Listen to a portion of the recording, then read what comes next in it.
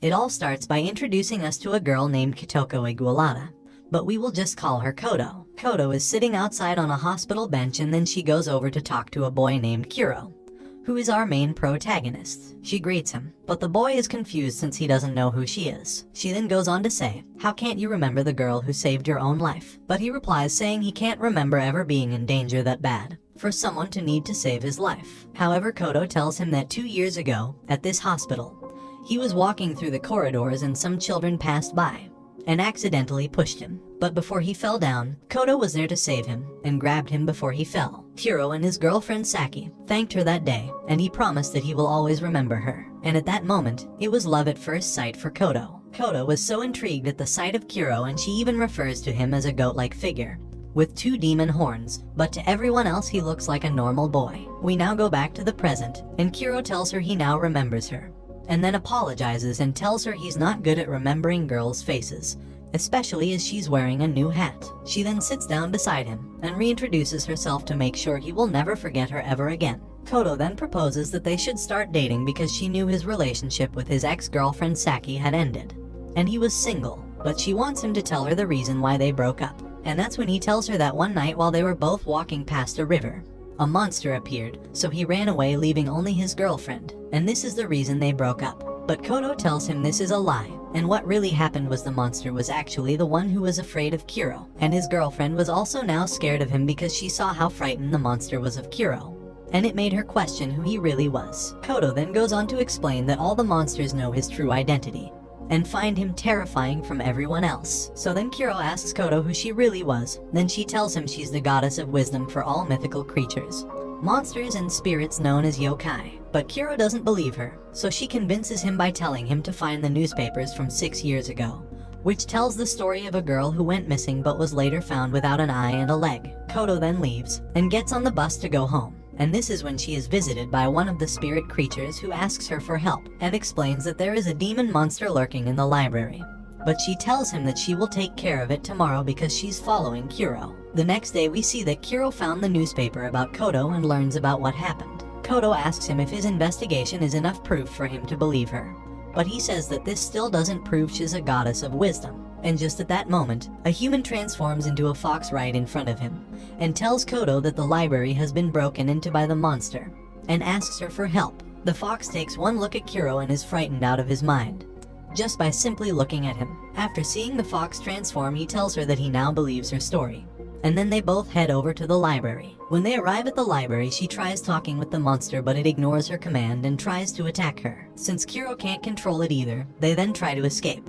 But after running for a while, he turns around and stands in front of the monster, and it ate his whole arm. Kodo gets scared, but we see that Kuro is immortal and has body regeneration, and the monster dies after eating Kuro's flesh. Kodo is shocked by this and starts asking Kuro to reveal who he really is. And then Kuro says, "You can just ask your mythical creatures who I am." He also tells her that when he was younger he ate 2 kinds of demon meat, which gave him immortal powers. The next day, Kuro goes to visit his cousin at the hospital, and there he sees Kodo. They talk about what happened in the library yesterday, and she asked him about his arm. He tells her that he's fine, and says when he was younger one of the meats he ate was from a mermaid, and that's why he has full body regeneration. But Kodo says that by eating mermaid meat you also inherit eternal youth.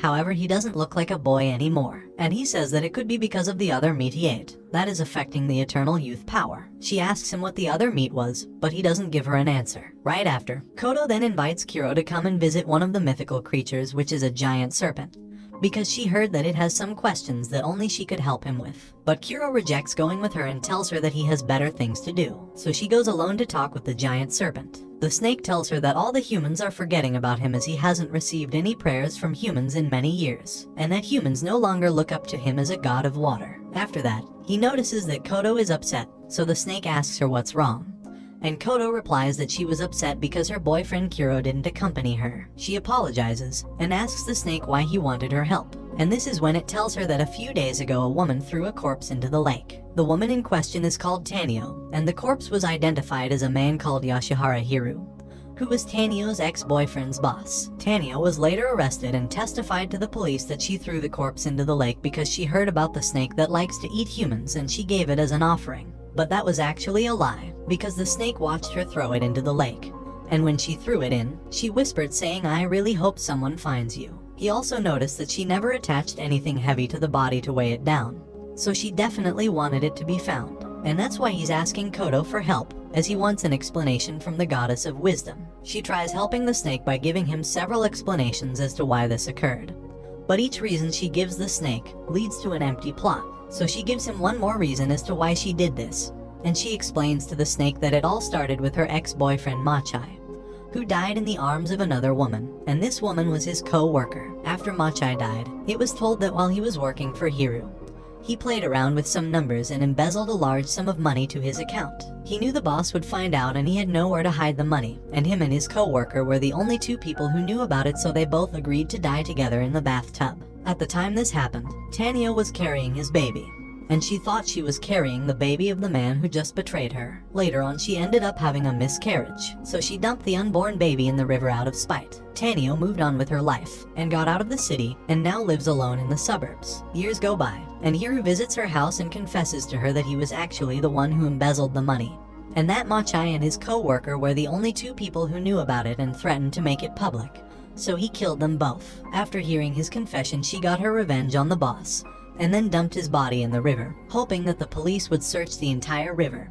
in the hopes that they would find her unborn baby she had with Machai. That's why she whispered saying she really hopes someone finds it. After explaining to the snake what happened, she sees Kuro, who was hiding this whole time, and listening in on the conversation. Kodo then leaves with Kuro, and Kodo tells Kuro that everything she just told the snake was a lie, because she sent one of her spirits to check on Tanio at the time she was being detained.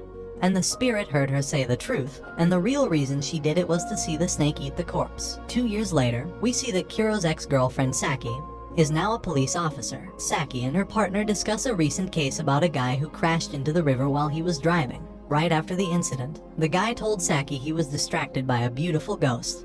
He describes her as a faceless lady with 2 big eyes, but in the police report, she wrote down that it was a puppy in the road which caused him to crash into the river. Her partner argues with her and says it's best to use the right description, but Saki told him they shouldn't mention the word ghost in their reports as it will only cause problems. Saki told her partner that this was the work of a ghost called the Steel Lady, to which he replies saying he's heard many similar cases of the Steel Lady, but still can't bring himself to believe that ghosts are actually real. Before her partner leaves, she tells him that these spirits and yokai do exist in their world, and that her own ex-boyfriend Kuro was also like these monsters, but in a human form, and that's why she broke up with him. She then starts to investigate where the incident took place, and there she meets Kodo, who happens to fall on top of her. Kodo is facing off with the Steel Lady, and this is when Saki has had enough of hearing from the Steel Lady and wanted to defeat her right now.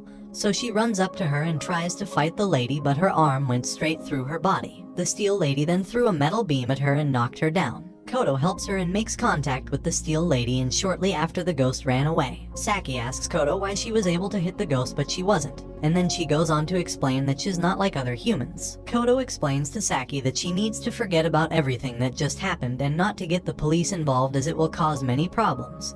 Then Saki pulls out her badge and tells her she is an officer, then offers to bring her back to the station for further questions and offers to treat her wounds she got from the fight. But after seeing her badge, she read the name and realized who it was, and was shocked that she just met Kuro's ex-girlfriend. She begins to express that if she knew who she was from the start, she wouldn't have saved her from the Steel Lady. Then Saki gets angry with her for being rude. They head over to Saki's apartment and Kodo tells her that her and Kuro are now dating and are happily in love. She shows Saki photos of them together, but after seeing the photos, she tells her that they shouldn't be together as he looks miserable and unhappy in all the photos. Kodo disagrees, but Saki says she would know since she was the one who dated him for over 4 years. Saki asks Kodo why Kuro wasn't there when she was facing off with the Steel Lady, and Kodo replies saying he disappeared around a week ago, and the last thing he did was text her saying to not go looking for him. Kodo leaves and uses a spirit in the form of a giant skeleton for transportation. Saki then starts to investigate more about the Steel Lady and who she was before she died.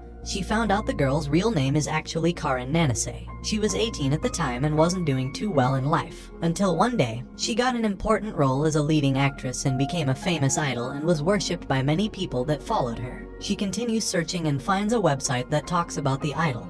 It is a fan wiki page, and there it tells her everything she needs to know about Nanase. She clicks on the wiki, and it explains the death of her father, Apparently her father died from an accident by falling down the stairs. But then there were rumors that Nanase was the one who killed her father, since he hated her for becoming famous and embarrassing his family. Because of this rumor, Nanase had to temporarily withdraw from acting. A few days later, Nanase died of steel beams falling on top of her at a construction site. Koto is also now searching for a way to defeat the Steel Lady, because all of her spirits and little creatures are too afraid of her, and since she's their goddess, she feels like she has to be the one to stop her. Later, Koto visits a restaurant and is greeted by a spirit that tells her the Steel Lady had appeared.